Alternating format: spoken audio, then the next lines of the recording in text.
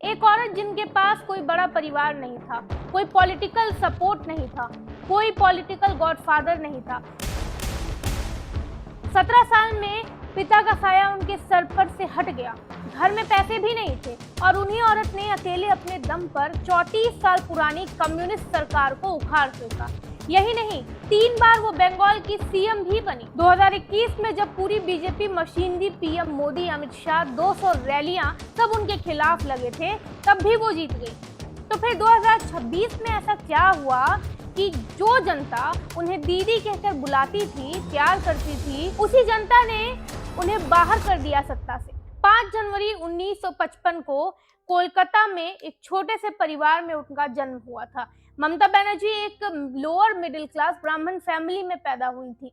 सब ठीक चल रहा था तब तक जब तक वो 17 साल की नहीं हुई थी। उनके पिता प्रोमिलेश्वर बनर्जी की मौत हो गई जब वो 17 साल की हुई, सिर्फ इसलिए क्योंकि पैसे नहीं थे प्रॉपर ट्रीटमेंट करवाने के लिए। यहाँ ज्यादातर लोग टूट जाते हैं, लेकिन ममता नहीं टूटी। इसके बाद उन्होंने जोग माया देवी कॉलेज से हिस्ट्री में बीए किया, फिर कोलकाता यूनिवर्सिटी से इस्लामिक हिस्ट्री में एमए किया। ये डिटेल इंपॉर्टेंट है क्योंकि बाद में उन्हें एंटी माइनॉरिटी कहने वालों को ये जवाब था। फिर एलएलबी भी की जोगेश चंद्र चौधरी लॉ कॉलेज से।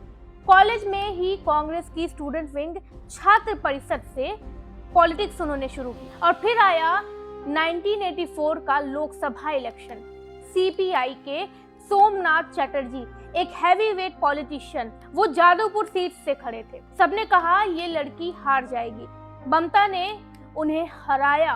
वो उस वक्त देश की सबसे यंग एमपीज में से एक बन गई। अब कांग्रेस के अंदर रहना ममता के लिए आसान नहीं था। वो एक रेबल थी बाय नेचर और 1 जनवरी 1998 को उन्होंने वो कर दिया जो बहुत कम लोग करते हैं। अपनी पूरी पॉलिटिकल करियर दांव पर लगा गई वो और एक नई पार्टी बनाई, all India Trinamool Congress, TMC. क्या रिस्की था? बिल्कुल। क्या कोई गारंटी थी?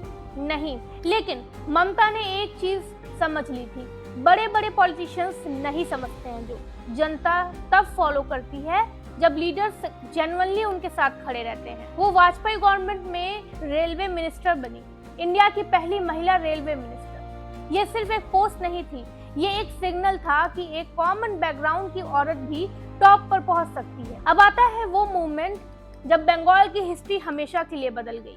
2006 सिंगूर टाटा नैनो फैक्ट्री के लिए किसानों की जमीन जबरदस्ती ली जा रही थी। लेफ्ट फ्रंट सरकार का कहना था डेवलपमेंट हो रहा है, किसानों का कहना था हमारी रोजी रोटी छिन रही है। ममता किसानों के साथ खड़ी हो गई, अनशन किया, लाठियां खाई। इसके बाद 2007 नंदीग्राम, यहाँ तो गवर्नमेंट ने पुलिस और सीपीएम वर्कर्स के जरिए फायरिंग करवाई। रिपोर्ट्स के मुताबिक 14 लोग मारे गए। ममता ने इसको एक मूवमेंट बना लिया। यही वो मूवमेंट था कि बंगाल की जनता ने डिसाइड किया कि ये औरत जेन्युइनली हमारे लिए लड़ती है। अब 2021 तो अलग ही लेवल का था। बीजेपी ने सब कुछ लगा दिया, एक एक सीट पर फोकस किया। मोदी शाह की रैलीज ममता को आउटसाइडर बताने की कोशिश करती रही। ममता ने व्हीलचेयर पर बैठकर कैंपेन किया, पैर में चोट थी और फिर भी 2/3 मेजॉरिटी से जीत गई। इसके बाद उन्होंने वेलफेयर स्कीम पे काम किया, कन्याश्री लड़कियों की एजुकेशन के लिए, रूपश्री शादी के लिए फाइनेंशियल हेल्प, स्वास्थ्य साथी हेल्थ इंश्योरेंस। ये स्कीम्स जेन्युइनली सक्सेसफुल रही।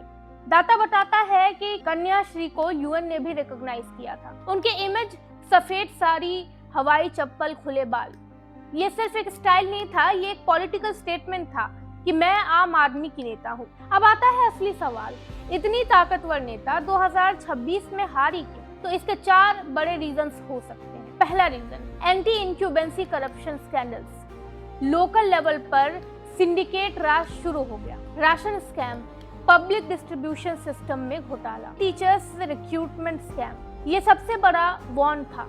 लैक्स ऑफ क्वालिफाइड टीचर्स बाहर, कनेक्शन वाले अंदर। कलकत्ता हाई कोर्ट और सुप्रीम कोर्ट तक मामला भी गया। जब माँ माटी मानुष की पार्टी के लोग माटी और मानुष को ही लूट रहे हो तो ब्रांड डिस्ट्रॉय हो ही जाता है। लॉ एंड ऑर्डर, खासकर महिला सुरक्षा। दूसरा point, RG Kar medical college rape murder case 2024। एक डॉक्टर के साथ जो हुआ उसने पूरे बंगाल को हिला दिया।